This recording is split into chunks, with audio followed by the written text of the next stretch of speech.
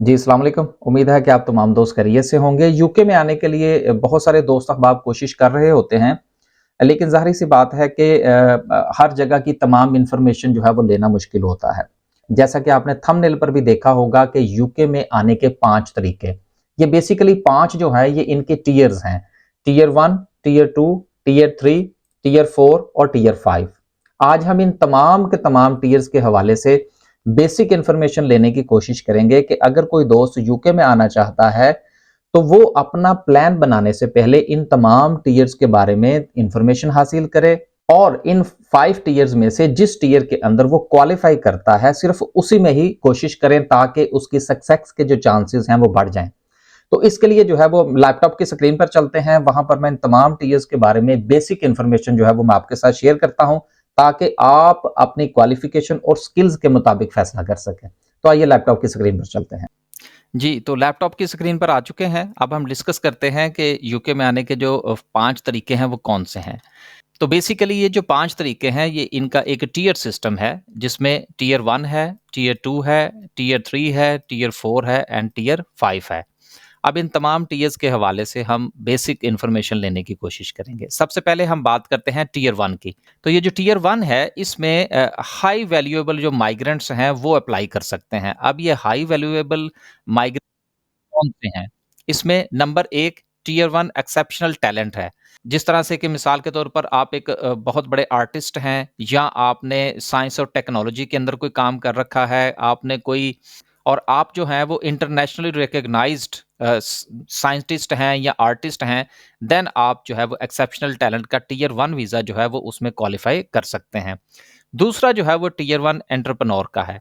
इसमें ये वीज़ा उन दोस्तों के लिए है कि जो यूके में आना चाहते हैं, यहाँ पर या तो वो कोई नया बिज़नेस सेटअप करना चाहते हैं या वो यहाँ के किसी रनिंग बिज़नेस को एक्वायर करना चाह रहे हैं।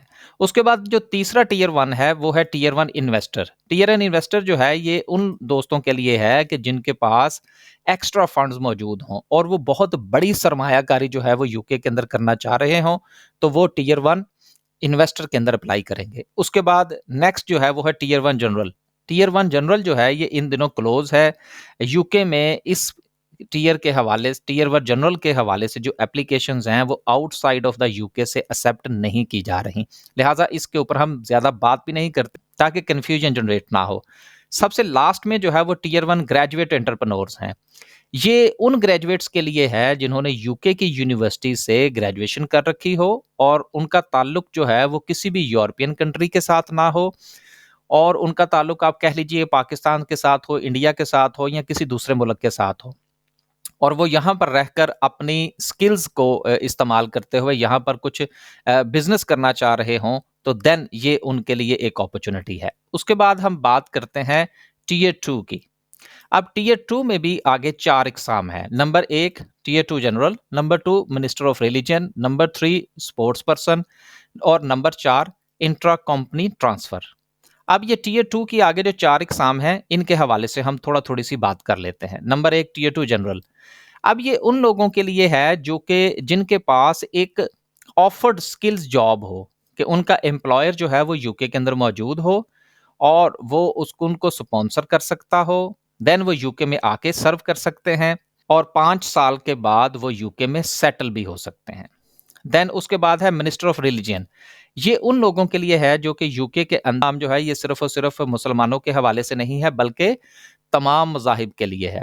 अगर आपका ताल्लुक सिख कम्युनिटी के साथ है और आप यहाँ पर गुरुद्वारे में आकर काम करना चाहते हैं, देन भी आप मिनिस्टर ऑफ रिलीजन का वीज़ा अप्लाई करेंगे। अगर आप यहाँ पर मस्जिद में काम करना चाहते हैं, देन मिनिस्टर ऑफ रिलीजन का वीज़ा आप अप्लाई करेंगे। और इसी तरह से अगर आपका ताल्लुक हिंदू कम्युनिटी के साथ है या किसी और मज़हब के साथ है, देन आप अकॉर्डिंगली अपने मज़हब के मुताबिक काम करने के लिए मिनिस्टर ऑफ रिलीजन का वीज़ा अप्लाई करते हैं। अब ये सारी बातें बताने का मकसद ये है कि आपको थोड़ा-सा पता चल सके कि टियर 2 का सिर्फ़ एक नाम लिया जाता है, लेकिन इसके आगे एग्ज़ाम भी है। तो अगर आपने जॉब सर्च करनी है, तो आप अपनी कैटेगरी के मुताबिक जॉब सर्च करें।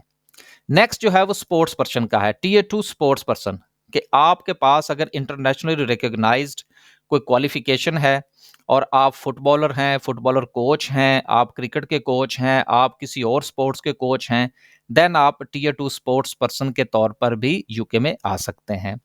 आखिरी जो है वो टियर 2 इंट्रा कंपनी ट्रांसफर है, कि अगर आपका बिजनेस जो है वो यूके से बाहर है और आप अपनी कंपनी की एक ब्रांच यूके के अंदर बनाते हैं और आप अपने किसी एम्प्लॉय को अपनी होम कंट्री से यूके की ब्रांच में शिफ्ट करना चाहते हैं, देन इसको कहते हैं इंट्रा कंपनी ट्रांसफर। इसमें जो आपका एम्प्लॉयर है वो यूके का नहीं होता, बल्कि वो एम्प्लॉयर भी ओवरसीज होता है, सिर्फ उसके बिजनेस की ब्रांच जो है वो यूके के अंदर होती है। देन आगे चलते हैं जी और बात करते हैं टियर 3 की। टियर 3 जो था ये बेसिकली इंट्रोड्यूस करवाया गया था लो स्किल्ड वर्कर के लिए, लेकिन इन दिनों चूंकि यूके में भी इस वक्त जो सूरत हाल है वो जॉब्स के हवाले से थोड़ी टाइट है, तो लिहाजा लो स्किल्ड वर्कर जो हैं वो अभी उनके लिए ये कैटेगरी क्लोज है।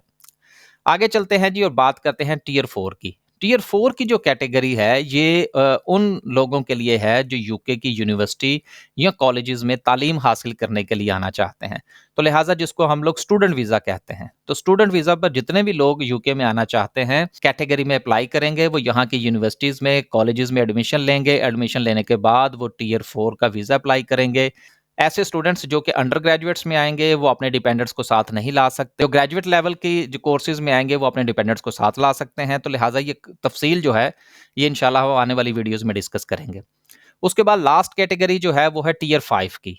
अब टियर 5 में भी आगे 5 कैटेगरीज हैं, जिसमें नंबर 1 क्रिएटिव एंड सपोर्टिंग।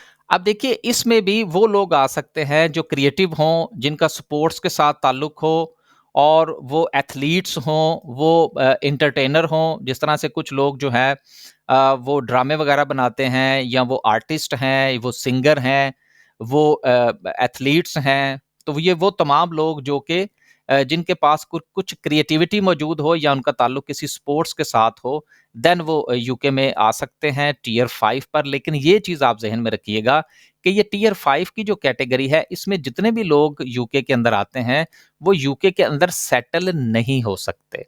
तो बेसिकली ये कैटेगरीज डिस्कस करने का मकसद भी यही है कि जिस वक्त आप किसी कैटेगरी को सिलेक्ट करें, उस पे मेहनत करें, तो आपको पता हो कि कुछ अरसे के बाद, 3 साल के बाद, 5 साल के बाद या 7 साल के बाद अगर आप वक्त यूके के अंदर गुजारते हैं तो उसका आपको कुछ फ़ायदा भी होगा या नहीं। तो टियर 5 एक ऐसा सारा कंप्लीट टियर ऐसा है कि जिसमें आप यूके में आ तो सकते हैं लेकिन यहाँ पर सेटल नहीं हो सकते। आगे चलते हैं जी। दूसरा जो है वो है चैरिटी वर्कर्स का, कि अगर यूके के अंदर मुख्तलिफ किस्म की चूंकि चैरिटीज़ हैं, जिसमें इस्लामिक भी हैं, नॉन इस्लामिक भी हैं, यूके बेस्ड भी हैं, इंटरनेशनल भी हैं, और आप किसी चैरिटी के साथ वॉलंटियरी वर्क करना चाहते हैं बगैर पैसों के, तो देन आप टियर 5 चैरिटी वर्कर का वीज़ा अप्लाई करेंगे। उसके बाद है टियर 5 रिलीजियस वर्कर। ये बिल्कुल वैसा ही वीज़ा है जैसा कि अभी हमने पहले टियर 2 के अंदर डिस्कस किया था मिनिस्टर ऑफ रिलीजियन का। अब इन दोनों में फ़र्क है।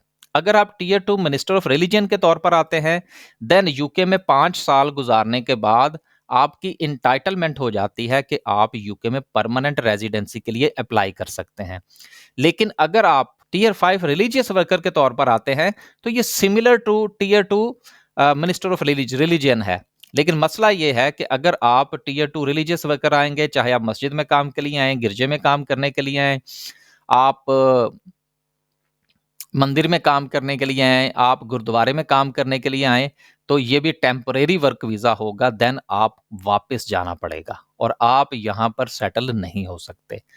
आगे जो है वो है जी टियर 5 गवर्नमेंट ऑथोराइज एक्सचेंज। ये गवर्नमेंट लेवल के लोगों का होता है, मेरा ख्याल है इसका आम लोगों के साथ कोई इतना लेना देना नहीं है, लिहाजा इस कैटेगरी को हम इतना डिस्कस नहीं करते। लास्ट में जो है वो है जी टियर 5 इंटरनेशनल एग्रीमेंट।